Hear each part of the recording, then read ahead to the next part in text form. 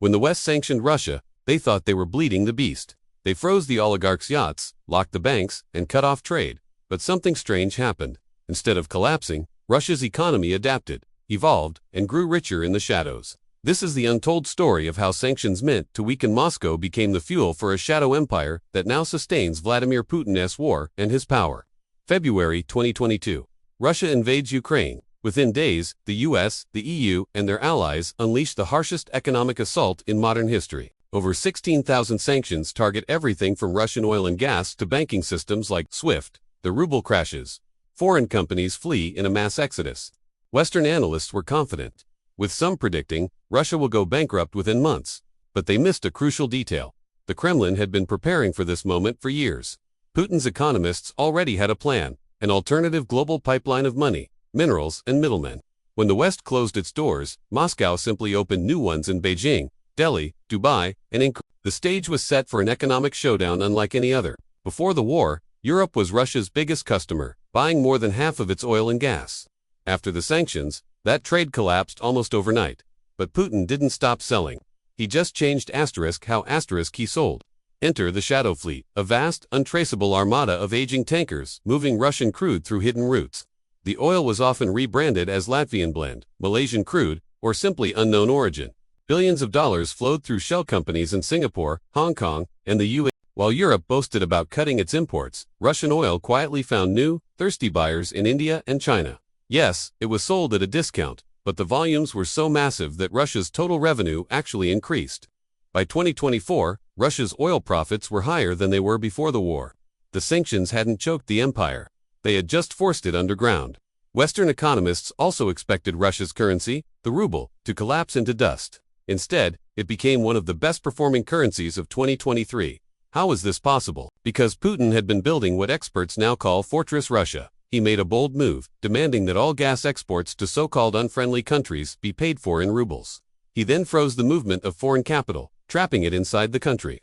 With hundreds of billions in reserves tucked away in gold and Chinese yuan, the Kremlin effectively insulated itself from the Western dollar system. Inside Russia, citizens couldn't buy new iPhones or stream Netflix anymore. But the government could still buy their loyalty. Wages for soldiers shot up. Pension payments rose. Putin understood a simple truth. Economic pain is manageable as long as propaganda controls the narrative. And in Russia, pain was rebranded as patriotism. While Europe was busy cutting ties, a new economic alliance was forming. China, Iran, and Turkey quickly moved in to fill the vacuum.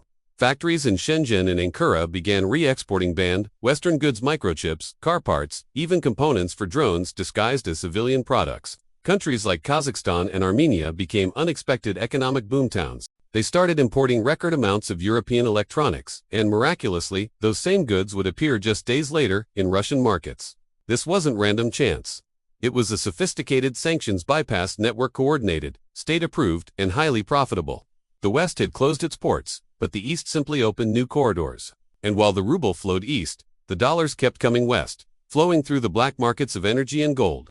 The sanctions were also designed to hit Putin's inner circle, the oligarchs. Their super yachts were seized, their London mansions frozen, their visas revoked. But oligarchs are, above all, survivors. They quickly re-registered their assets under the names of family members, foreign trusts, or shell companies in places like Dubai and Cyprus. They laundered their money through crypto mixers, high-end art auctions, and the diamond trade. One investigation uncovered over $300 billion hidden across opaque financial networks, still accessible to Kremlin-linked elites. In return for their loyalty, Putin rewarded them with lucrative contract state monopolies in energy, construction, and arms manufacturing. The oligarchs became quieter, but in many cases, richer. The West's punishment had only made them more dependent on the Kremlin, and that was exactly what Putin wanted. As the world focused on bombs and battlefields, Putin turned to another, more subtle weapon: food. Together, Russia and Ukraine supply nearly 30% of the world's wheat exports. When sanctions disrupted the logistics and insurance for Russian shipping, Putin used it as leverage. He restricted exports to certain countries, demanding political loyalty in exchange for grain.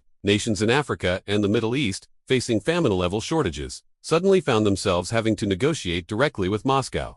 Each deal was more than just trade. It was influence disguised as foreign aid. And when the UN brokered the Black Sea Grain Initiative to allow Ukrainian grain to flow, Russia played the world like a chessboard, agreeing to the deal, then withdrawing, then rejoining, all to maximize its own political power. For Putin, control over hunger became a new form of global influence. By 2024, Russia's GDP was not collapsing, it was rising. How? Because the war had sparked a new kind of industrial revolution, one built entirely on military demand. Every tank, every missile, every bullet became part of a massive economic engine. Civilian factories were retooled into arms plants. Military spending skyrocketed to over 6% of GDP, the highest level since the Soviet era. While Western economies grappled with inflation, Russia's industrial regions were buzzing with jobs and defense production. Workers were earning again, soldiers were being paid well, and the state propaganda machine told them, "This is our national rebirth." The sanctions had forced Russia to turn inward, but instead of suffocating, it metabolized the pressure. Meanwhile, in Africa, Asia, and Latin America, something unexpected was happening. Many countries in the global south began to question Western dominance. They watched how quickly the West froze Russia's assets and realized the same could one day happen to them.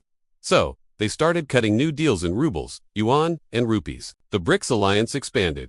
New pipelines and trade corridors began to emerge, all designed to bypass the US dollar.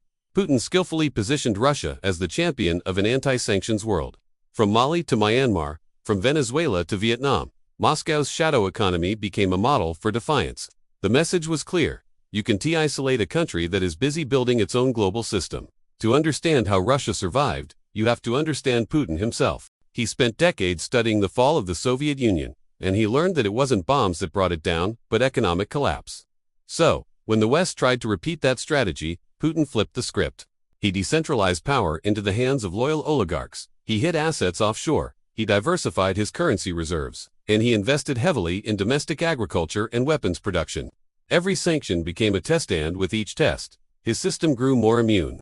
The result is a hybrid economy that runs on secrecy, state control, and selective capitalism. It's not a free market. It's a fortress with open doors, but only for its friends. But even shadows cast cracks behind the impressive numbers. Russia's economy is bleeding slowly. Imports are far more expensive. Inflation is biting the poorest citizens. The tech sector is collapsing, and a silent brain drain has already seen hundreds of thousands of young, talented minds flee the country. The war economy cannot last forever. Oil wells will eventually run dry. Allies may shift their allegiances, and the same global black markets that feed Moscow's wealth today could just as easily starve it tomorrow. Still, for now, Putin has achieved what few thought possible. He turned economic isolation into political dominance. The West tried to break Russia's system, but in doing so, it inadvertently forged a darker, stronger one, hiding in plain sight. In the end, sanctions didn't end Putin's war. They helped him build his fortress. They forced Russia to construct a new kind of economy, one made of oil, gold, deception, and control. And while much of the world looks away, that shadow empire grows deeper and more entrenched every single day. Because sometimes, when you try to destroy a system, you only teach it how to survive in the dark. Thanks for watching. If you found this look into the shadow economy interesting, don't forget to like this video and subscribe for more deep dives into the forces shaping our world. See you next time.